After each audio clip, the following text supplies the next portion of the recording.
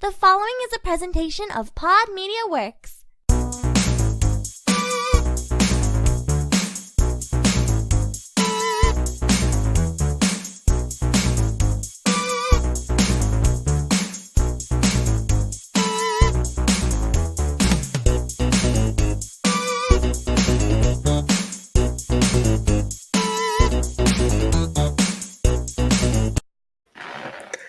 Hello, everybody, and welcome to the Totally Rad Movie Podcast, where we take a great 80s or 90s movies and discuss it for your viewing pleasure.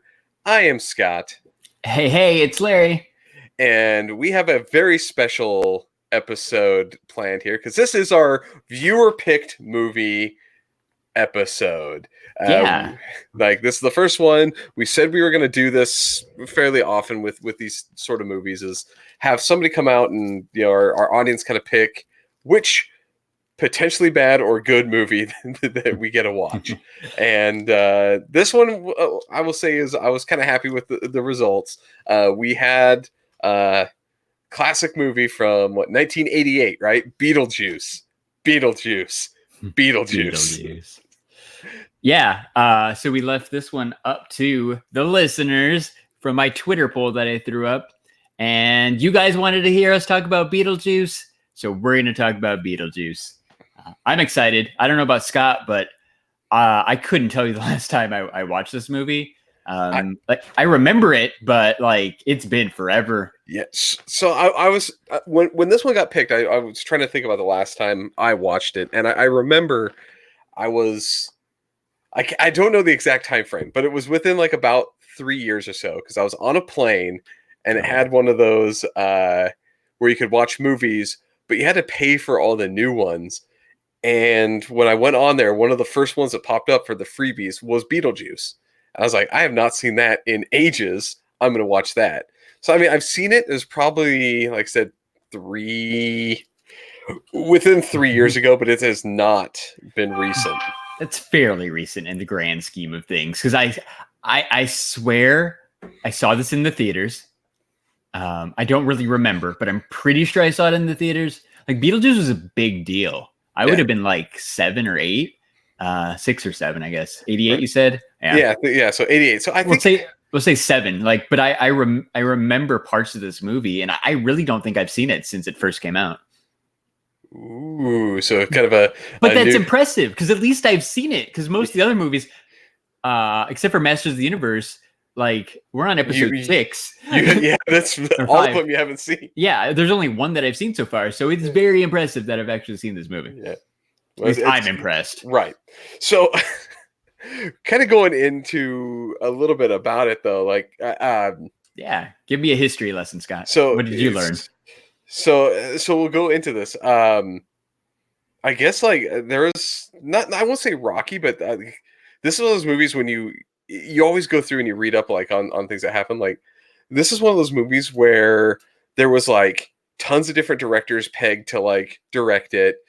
There was tons of people in all the main roles. Like they cycled through so many people. Like, reading the trivia aspect of it on like IMDb, it's like every other thing is like, oh, at one point they like talked to like Jim Carrey and like Arnold Schwarzenegger at one point. Like, Jim Carrey. Yeah. So like this was way before like Ace Ventura and stuff, though, right? So it would have been early Jim Carrey. Yeah, it's not like he was a superstar. It would have been like Fire Marshal Bill, like, you know, like, yeah, early Jim Carrey. So it's an interesting movie in that it ended up being as good as it was, considering like a bunch of the actors that were in it, apparently a lot of them said no to the script at first, and like a lot of people were kind of hesitant to work with Tim Burton. Tim Burton, yeah, I was gonna say the director there. Come on, Scott. Dude, I don't know why Burton. Tim Burton, because this was pre-Batman, right? Like, this was right before. This was a year before Batman, so like people were a little like, who is this guy? You know, kind of like Tim Burton thing. Like, I don't know any Tim Burton stuff before this, so no. I'm gonna look it up while you talk because yes, I want to ask a very specific question to that. Yeah, and Brian, I'm going to pull up Brian's comment here because he said a lot of listeners thought this movie would flop, and yeah, like a lot of the people that they pegged were like, no, we're not doing this. This movie is not going to be good. So this was interesting. So this was Tim Burton's second feature film. Pee-wee's Big Adventure came out in 1985. That's right. I knew that he was I forgot that Pee-wee is what launched his career, man. Yeah, like launched his career. And yeah, I think it's funny. Michael Keaton said no until he watched Pee-wee's Big Adventure and then came on and said yes. That classic Pee-wee's Big Adventure. It's funny because like I've been posting up the trailers, the original trailers to the movies on Twitter when I announced what movie we're watching this week. And a lot of times I haven't seen the trailers either, of course, or at least I don't remember. But yeah, like the intro on the Beetlejuice trailer says, brought to you by the director of Pee-wee's Big Adventure. And I'm like, that's weird. But I get it now because he had only done one other movie. And Pee-wee's Big Adventure was kind of a big deal for the time. Yeah, that was a big movie. Like, yeah, it launched the whole Pee-wee verse. Yeah. Ew. launched a huge Pee-wee verse right all over the screen. On the back of the seat in the theater. Oh, no. Womp womp. So, yeah, so I guess the question I had going into this thing is most notably, I remember loving this movie. Yeah. And again, I watched it recently, but I don't really it didn't sit with me. So watching it now again, I went with that specific lens of like, does this movie hold up? Right? Yeah. Like, is it? Well, and now you're not just Scott, the guy on an airplane. You're Scott talking about 80s movies. Yeah, the self-made movie reviewer. So. Yeah. So movies that are 15 to 20 years old. All right. Getting the good thing. Yeah. That's the thing. I kind of went into it looking and I will say I was pleasantly surprised with the movie. Yeah, me too, man. It was good. It held up pretty well. Like there's not a lot of stuff that seemed like super dated or was out there. So I was truly impressed with it. Yeah. But normally we try to recap a little bit of the plot, but I think everybody knows Beetlejuice. So we're not anyone who doesn't. Ghosts try to get somebody. I think the IMDb one is 2 recently deceased people have some snooty upstate like New Yorkers move into the house and they hire a questionable person to get them out of the house. That's really all you need to know. That, you know what? IMDb, great summary. Couldn't have said it better myself here. Because I didn't want to. Nerdsmithing brings up something here. I'm gonna throw it up there. I'm gonna throw it up here on the screen. You're talking about the sequel. We'll get into the sequel because I think that has to be part of what we talk about here. But I do want to get into some of the movie parts and kind of some of the movie beats that we need to talk about in this first before we go into some of the stuff about the sequel, because I too am very excited about the sequel, knowing what it was titled. So Larry. Yes, sir. Going into this movie, watching it now after you haven't watched it for some time, what did you think about the effects? Because I think that was the big aspect of it. I mean, these are ghosts. They do some weird stuff.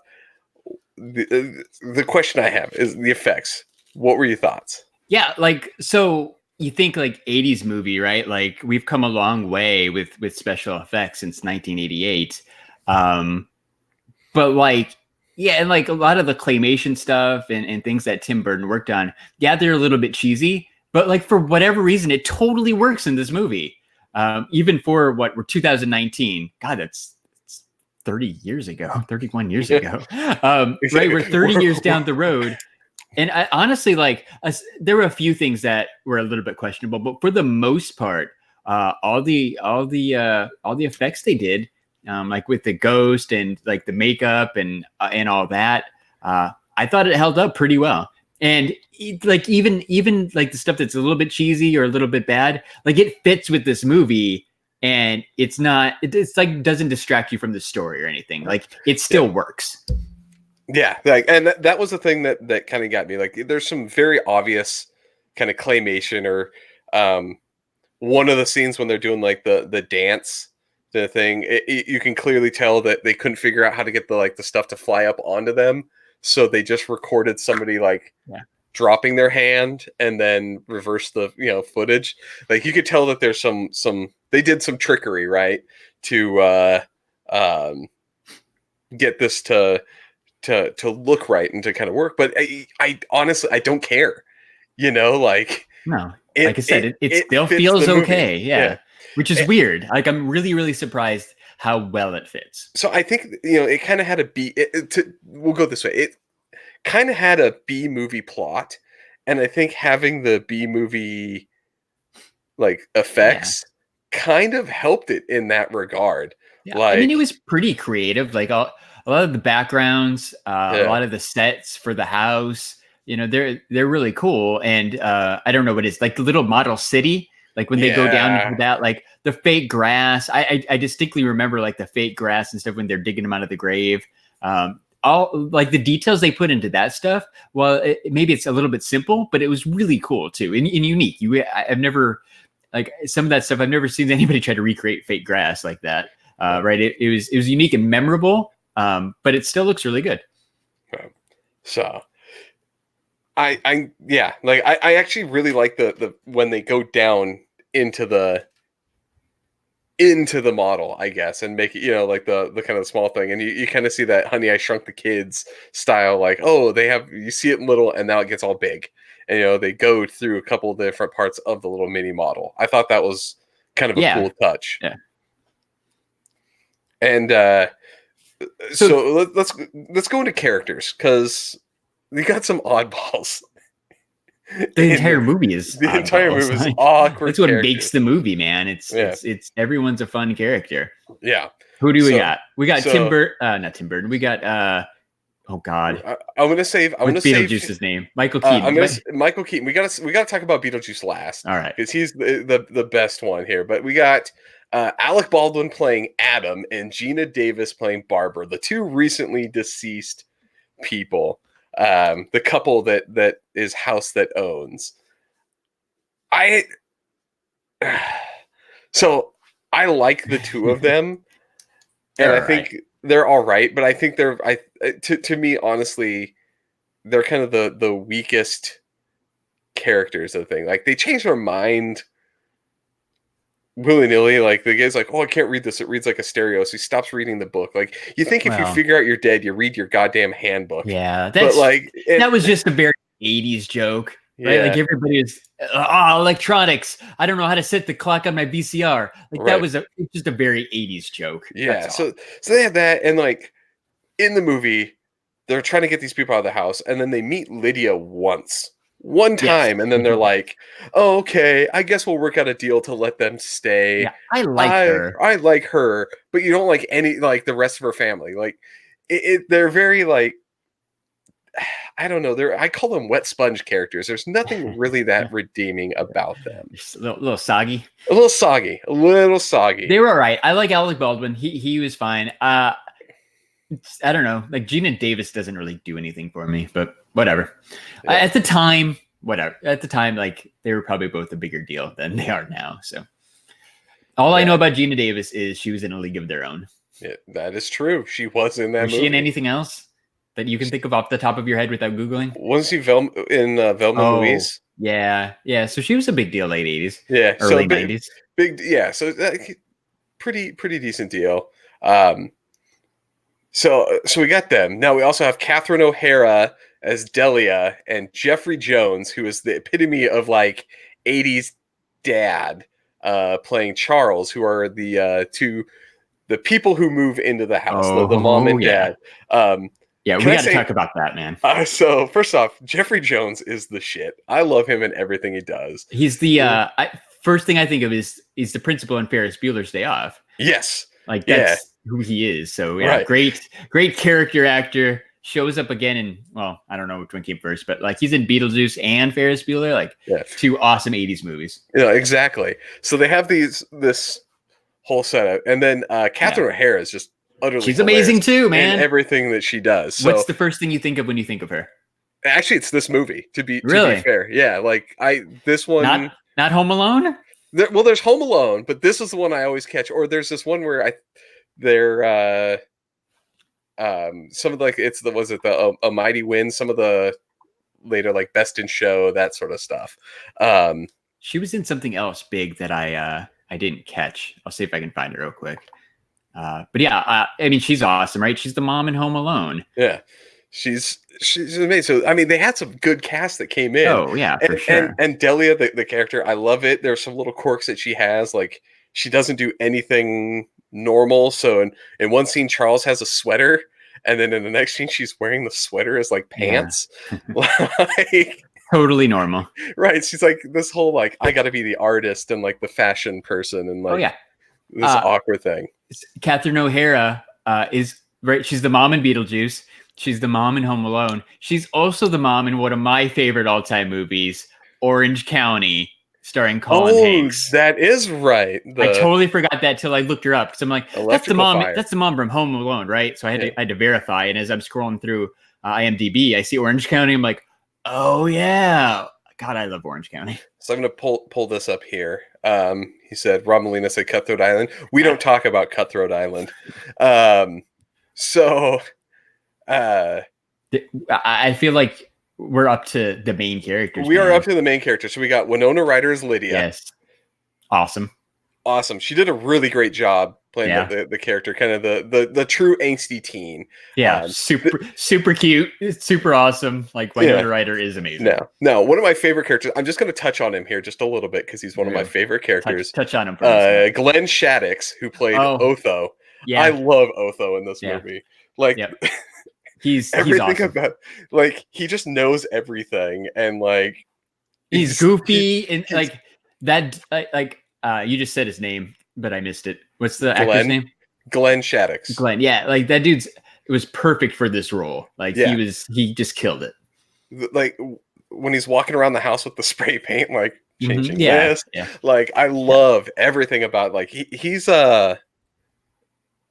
did a couple of movies back in the late 80s, and he always kind of played that similar character, but he does so well at it. Like it was really, really good job. But he's around, not a main character. Not top 4, but but I do like him. Otho rocked, and I do love that it's just this baby blue suit that is what actually ends up defeating him in the end. Is he just switches the color of his suit and he loses his shit and runs away. Like it's the best aspect. But you skipped over another one too for minor characters. Robert Goulet is in this movie, dude. Robert Goulet. Did you not catch that? I did not. Yeah, I think he's the guy who comes in after the dinner party. He's the guy they bring in. I don't know, the other rich guy or whatever. Oh, with the mustache. Charles's boss, right? He's trying to get him to invest. Yeah. I don't know about you, but there's a Simpsons episode where Springfield with the dollar sign is the S, where Monty Burns opens up a casino and he hires Robert Goulet, and Bart steals him and takes him to his treehouse casino. Love me some Robert Goulet, man. It's all back the to fact the that you knew that is very. I am impressed. Tap off. Tip of the hat to you, sir. Larry's random Simpsons facts. Yeah, it's weird tie-in for that one. But so now we get to arguably the best character with probably the least screen time out of all of these characters. I think he was in it for about 17 and a half minutes. It's very specific. Is Beetlejuice. Beetlejuice. Yeah. Awesome. I loved it.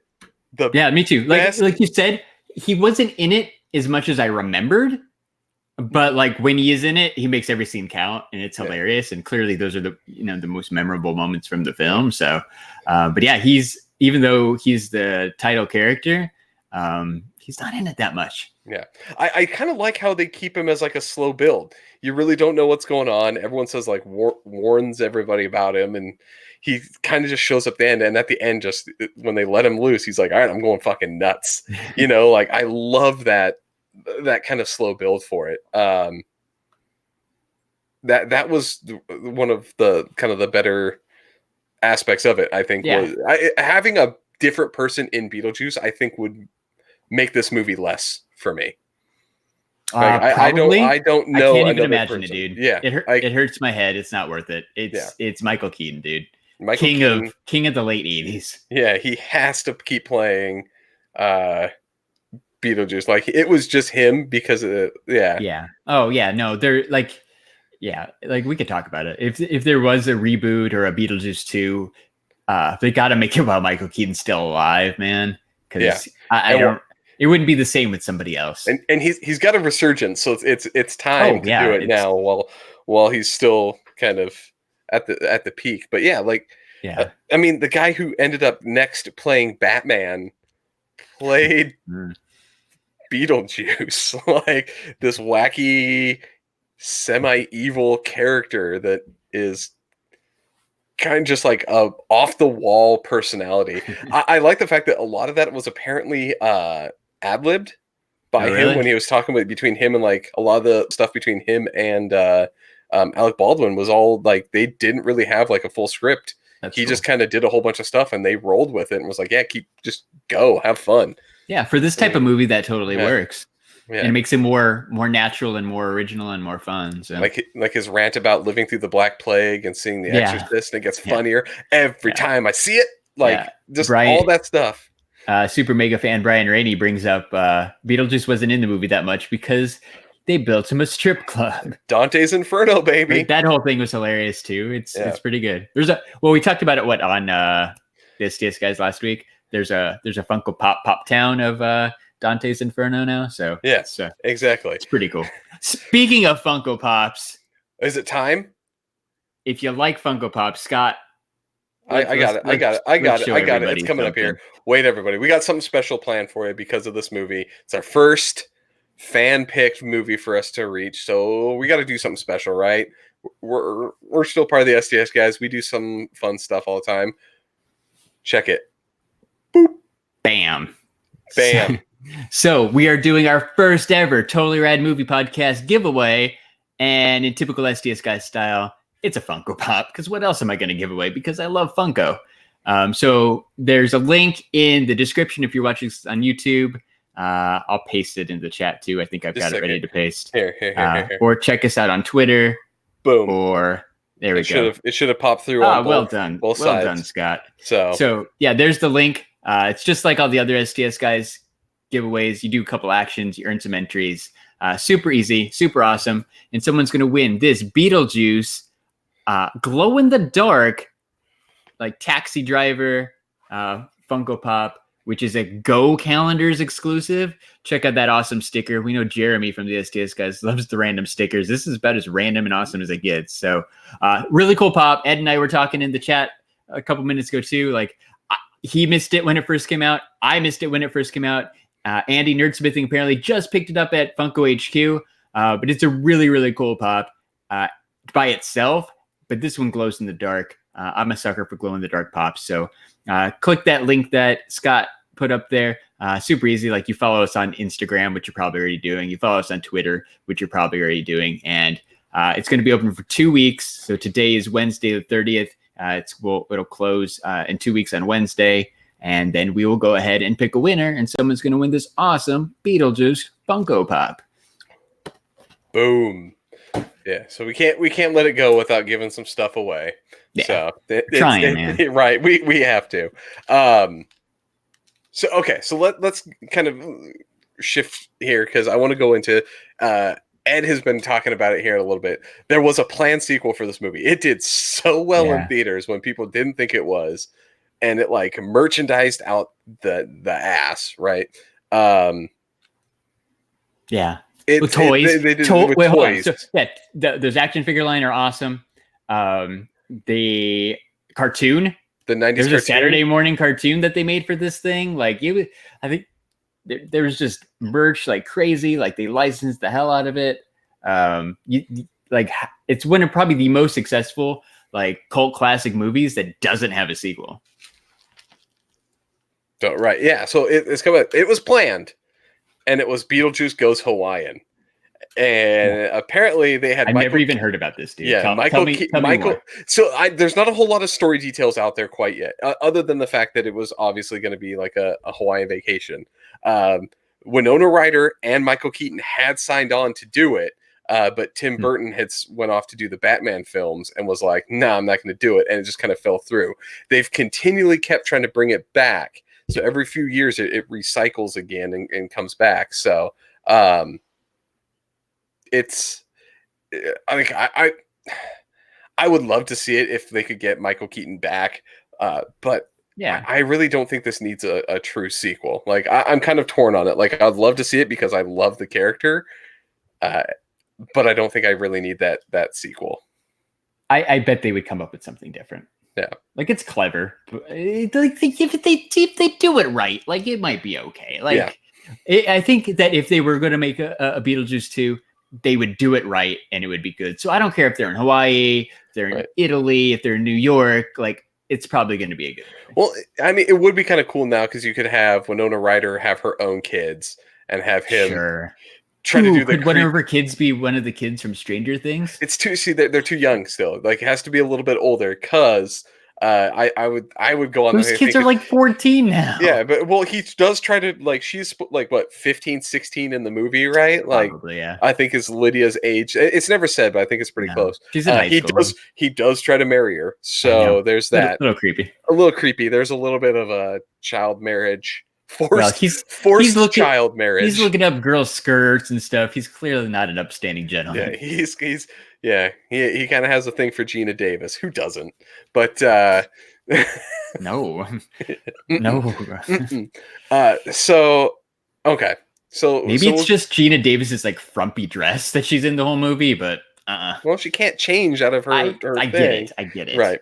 Even the wedding dress doesn't do it for me. So, all right. So let's kind of go on here because this is the moment that everyone's really waiting for, and I get to click a button, so I really enjoy it here. For every movie, whether it's good or bad, there's always that point that we think is great, and that point that we think is awful.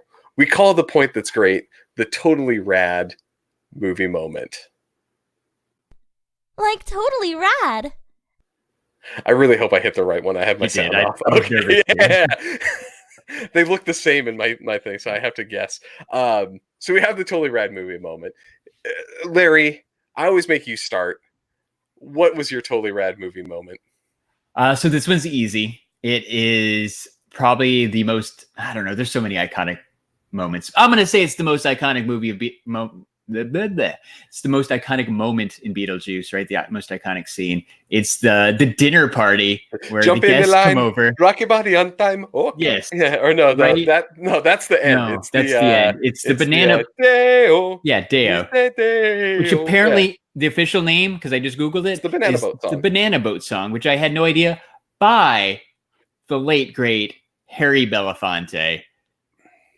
Somebody's name you don't think of very much, but Beetlejuice is keeping Harry Belafonte alive in all of our hearts.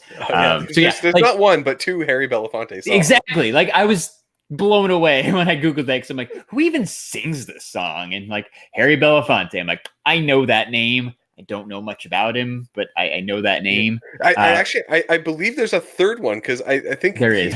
He's listening to the Women Are Better song than Men song that he has. It's on the radio with Alec Baldwin when he's working on his model at the beginning. So there are three Harry Belafonte songs. I'm guessing at least one or two might be making it to the Spotify playlist. Yes. In case you forgot, because we haven't talked about it since episode 1, because there hasn't been any good songs.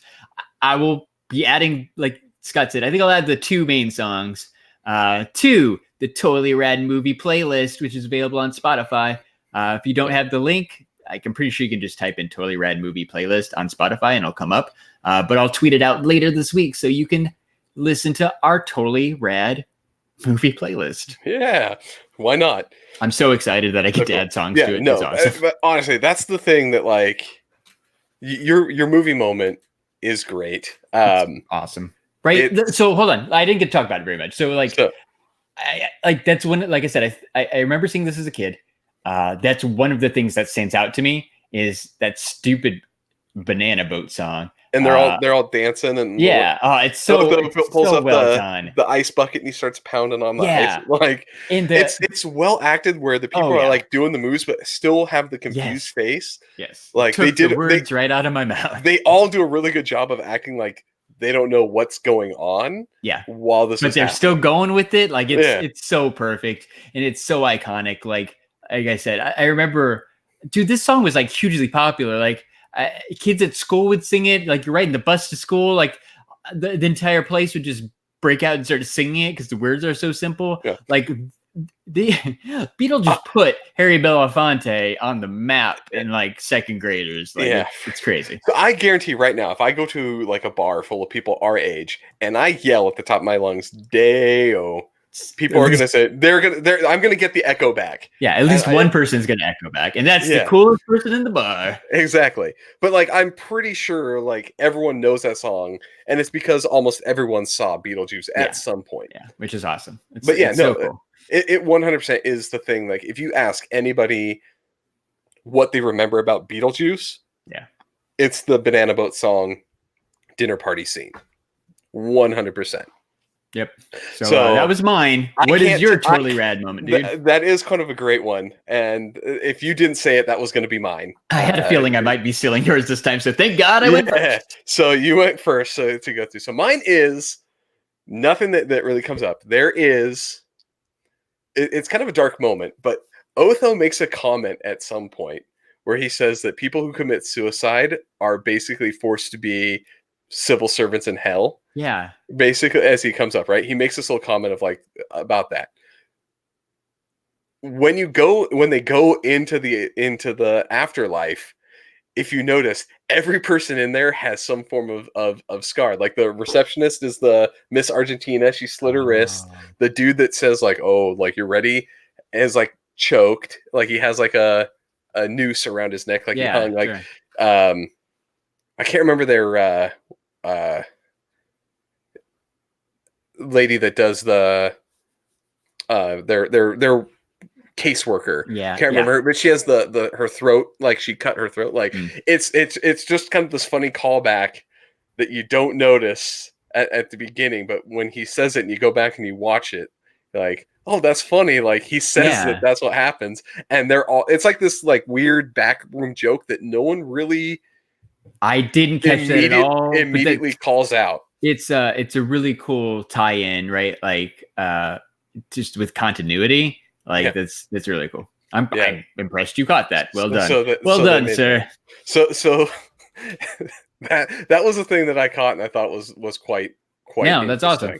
So I'm surprised that's your totally rad moment. Yeah. Out of all the amazing classic moments, but there are quite a few that are good, but that was the one because I noticed it this time.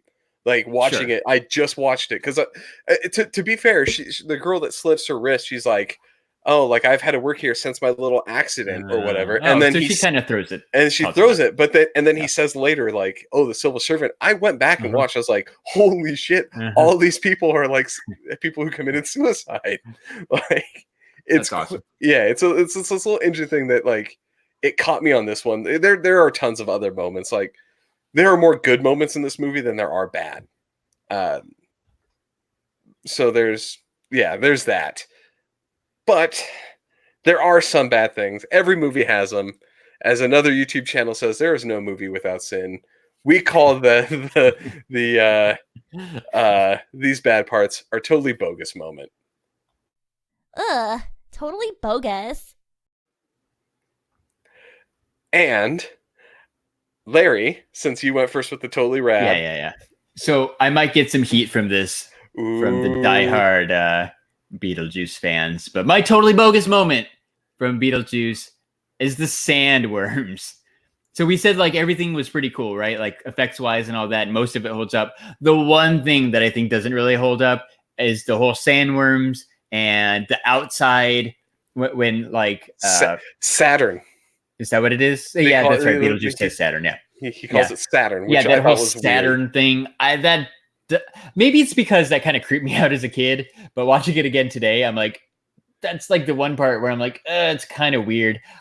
In as much as I love most of the special effects and think they fit in well, even 30 years later, like I said, if they were to make a Beetlejuice 2, I'm really curious to see what they could do with special effects. Like I it wouldn't think, be the same. yeah, I think they'd have to go with the bad ones again, You though. Like think so? I think it's To part do of the it charm. right? Yeah. Yeah, like Yeah, people, exactly. Like you could go over the top and crazy, but I think you do better just doing like some foam masks and some bad claymation. yeah, right. Like the rubber mask, like when they do the scary face or whatever, and they're just clearly get people in rubber masks. Yeah, no, I kind of agree. That's one of the bad things. Like of the effects, there's some good ones, and then there's a few that are campy. But yeah, the Saturn Desert Sandworm thing I thought was quite strange. Mine goes along with yours though, Cool. What do you got? which is interesting. It's the Beetlejuice snake. Oh, yeah, okay, sure. You didn't like Again, that? again, like I like the idea of it, and like what everything that happens with it. It's the look of the snake's head thing I thought looked Yeah, all right. kind of a little campy for the movie. Like I disagree, but I get it. Sure. yeah, Like, that to me, I can't argue with any complaints about the effects and stuff Yeah. because they're special. like I said, everything about it, like the idea, the setup, the execution was all good. It's just the way that it looked, and it kind of like does the thing. Like I just didn't like it. Sure. Yeah, I can't argue with that, man. It's like it. I don't know, something about it. So I think we also could have went with the rapiness of Beetlejuice. Beetlejuice being rapey. I called that out earlier, but yeah. Beetlejuice, again, we'll do a side note. Forced child marriage is never okay. Yeah. Even when you're undead or a ghost or whatever. That's undead, right? Yeah. He's clearly living and grabbing humans, so. Yeah, so he doesn't follow the same ghost rules. So I saw a couple episodes of the Beetlejuice cartoon available on YouTube. I started watching one, but the quality was really bad, so I just skipped it, and then I got sidetracked and other stuff. Do you remember the cartoon? Yeah. Doesn't Beetlejuice marry Lydia? No, they just changed the premise to him not being like the bad guy. He's he's like Casper the friendly ghost. They're just like best friends, and she just has to bail him out of trouble. Yeah. Okay. Like I kind of remembered a wedding dress for some reason, but maybe that was just the movie wedding dress. Yeah, I think maybe they might have. The cartoon had some hints to it. Like he does in the cartoon, I remember him doing the baseball pitch to throw the metal mouth thing onto somebody again. Oh, okay. So like he does a couple of like they do some callbacks. Yeah, but like they were like, how do we get this to be kids? Because it's the idea of child marriage to a ghost demon thing is utterly terrifying. So like, let's just make them best friends. Yeah, that's fair. Even though clearly there's underlying inappropriate love brewing in the cauldron of hell. Yeah, exactly. So we got that. So Russ says, you know, that never occurred to me as watching it as a kid. Yeah, me neither. Yeah, I guess because I was like 100%. less than 10. I didn't know that it was rapey. But specifically at the end, when she comes back home, she has the math test. She is in a school uniform. She is in high school. Yeah. She rode her bike home. Okay, hold on. Can we talk about that real quick? Mm-hmm.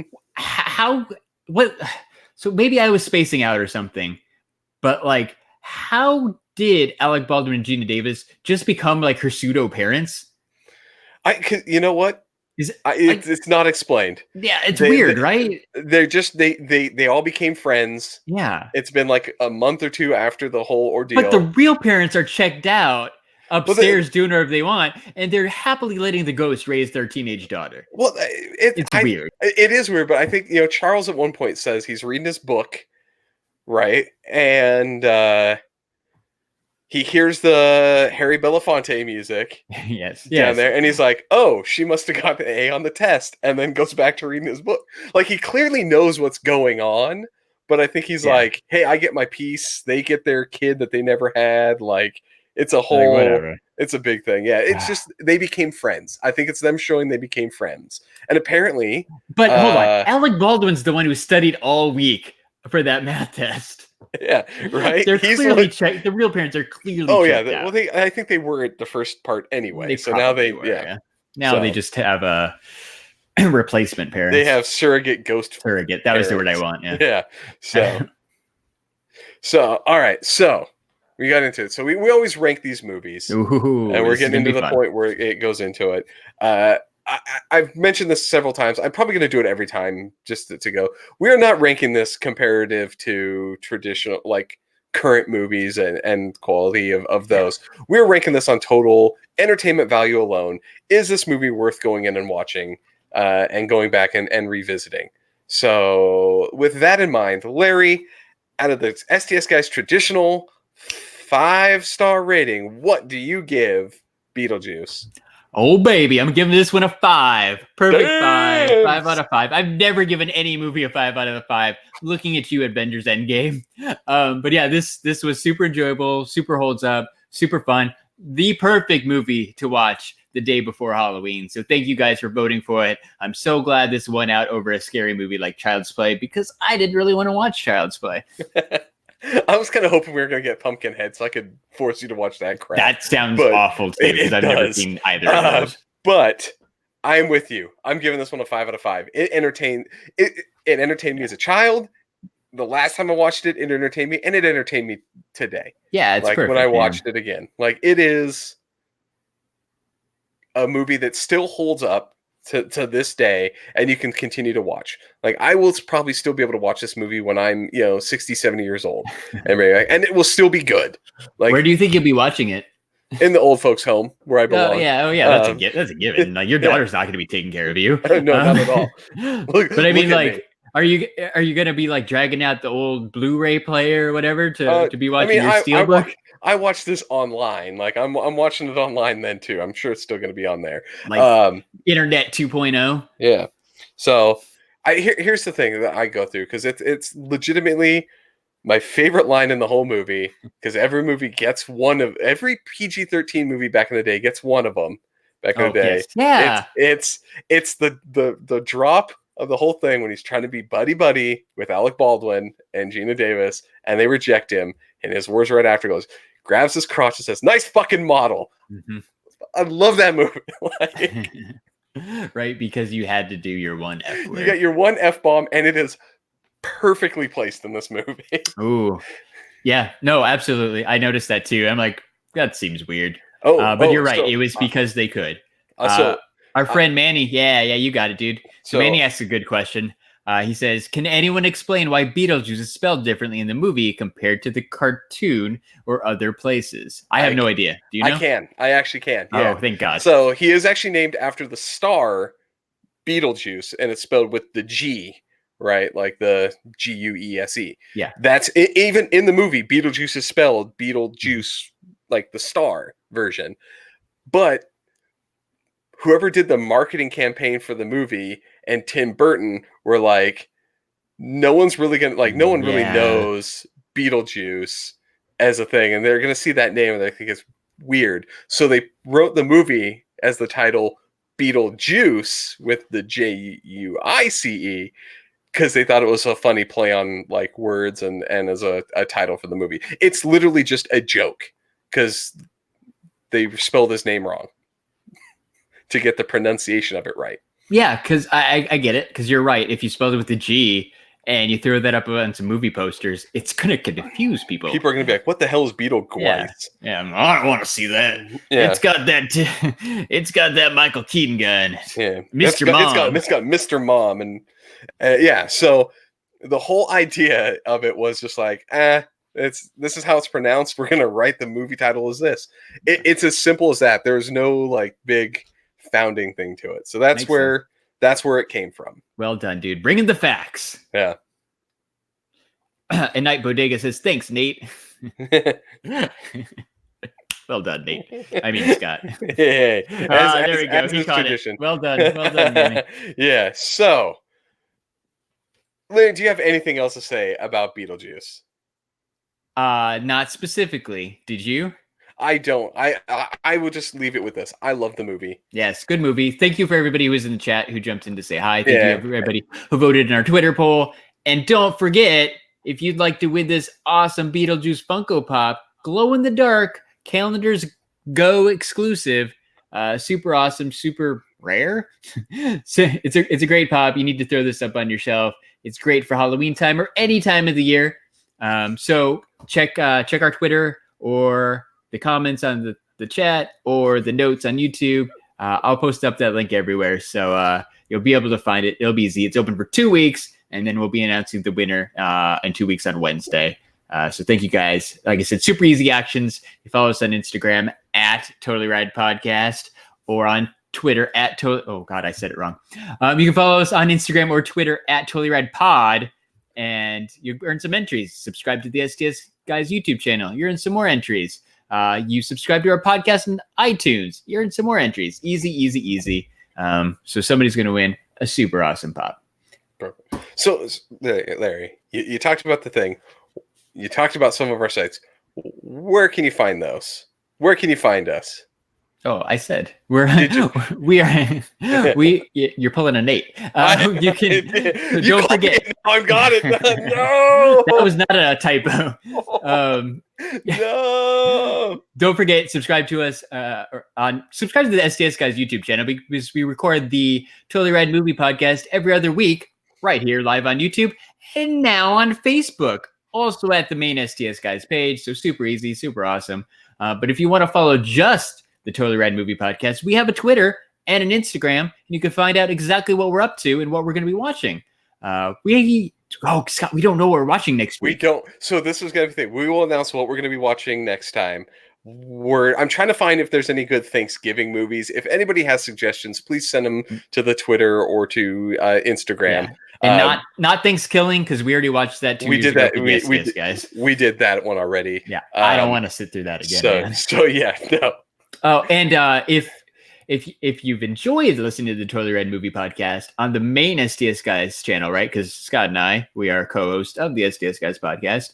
Episode 106, we kind of did a Totally Rad Movie Podcast style review of Troll 2 with Jeremy from the STS Guys too. Yeah. So check that one out if you haven't listened to it already. Enter the giveaway. We got some cool stuff coming up on the main show too.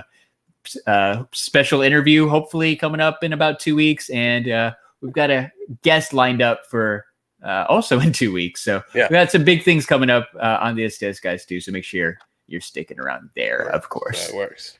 So cool. So with that, we'll go ahead and call this an evening. Thank you everybody in the chat for watching, everyone on the other channels for tuning in and listening.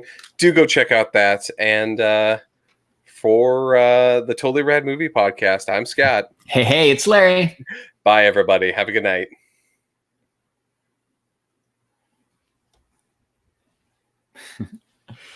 I'm trying to turn it off and it won't go. I'm like, and then I'm like, oh.